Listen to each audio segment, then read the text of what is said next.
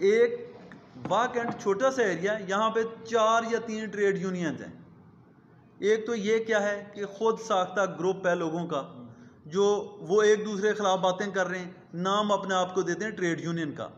वो government of Pakistan के जो आर्डर हैं, जो कंटोनमेंट के आर्डर हैं, उनको फ्लाउट कर रहे हैं, कार्य सरकार में मुदाखलत के मुर्तकब हो रहे हैं।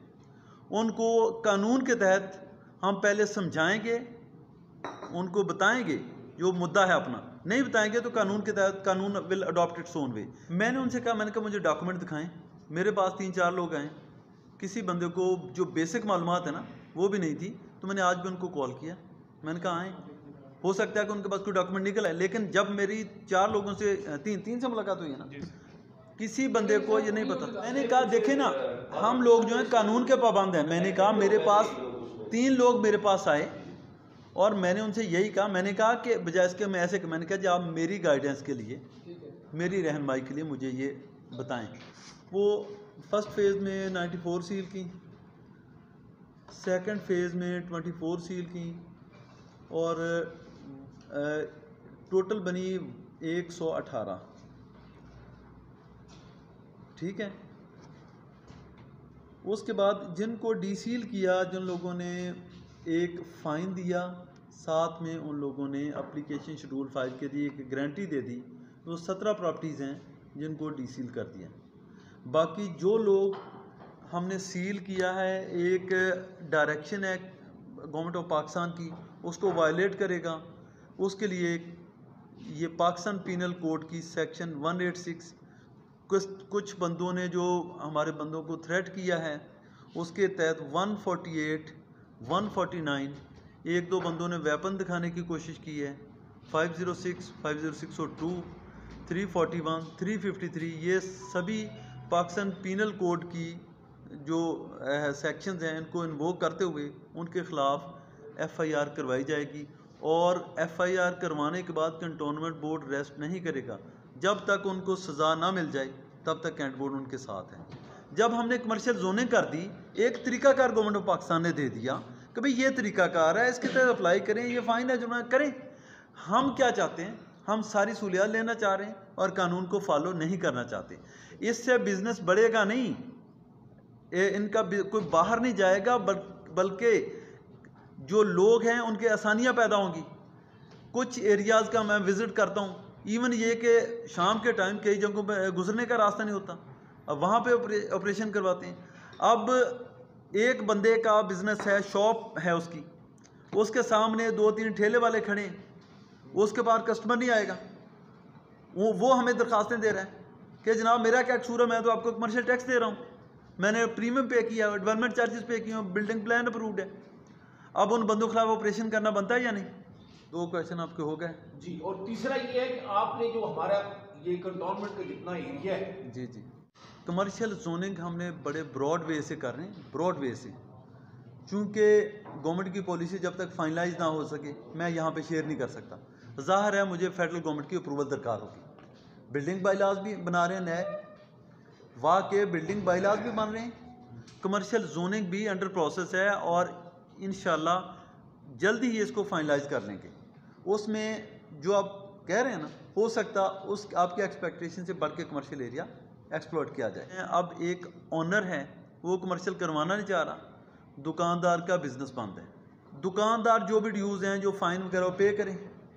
अब शॉपकीपर जो है, वो जो ऑनर है शॉप का, वो बोलेगा इसके ड्यूज़ मुझे दें, तो उसका हल है कि वो अहम अमाउंट जो है ना, जो उसने उसको रेंट देना है, वो बोलेगा मैंने इसमें दी। आगे अगली बात कानून की, कानून के तहत ये सारी पिटीशन आए तो रेंट रेस्ट्रिक्शन एक्ट की पावर है मेरे पास, मैंने उस पर डिसाइड करना है, और मैंने कंटोनमेंट एक्ट की प्रोविज़न आपको बता दी। मिस्टर ए और बी, ए की ऑनरशिप है, बी उस पर शॉपकीपर है। बी कहता है कि जी ए अप्लाई नहीं कर रहा, इनफैक्ट दोनों मिले होते हैं, तो कानून जो है ना बड़ा बेरहम है और अपने तरीके से उस पर अमल करवाते हैं। उसका हल, अब अगले हल ये है, एक बंदे का पेएबल ड्यूज़ है, ठीक है, एक चीज़ है फ़ाइन, दूसरे हैं प्रीमियम। अब वो बंदा जो है, जो फ़ाइन है वो पे करे, उसने चूंकि अब ऑनर दुकानदार फाइन पे करे, कैंट बोर्ड में उसकी रिसीट ले। अगली बात, ऑनर बोलेगा मेरा रेंट लाओ, वो बोलेगा मैंने कैंट बोर्ड में दिया, फिर वो मेरे पास ही आएगा ना, तो मैं क्या डिसाइड करूँगा? जो कानून कहता है, कानून में है ऑनर ऑब्लिक ऑक्यूपेंट। ऑनर नहीं पे कर रहा तो ऑक्यूपेंट पे करेगा। कि काफ़ी सारे एरियाज़ हैं जिस जगह जो कंटोनमेंट में शामिल हैं वहाँ पे सहूलियात नहीं हैं।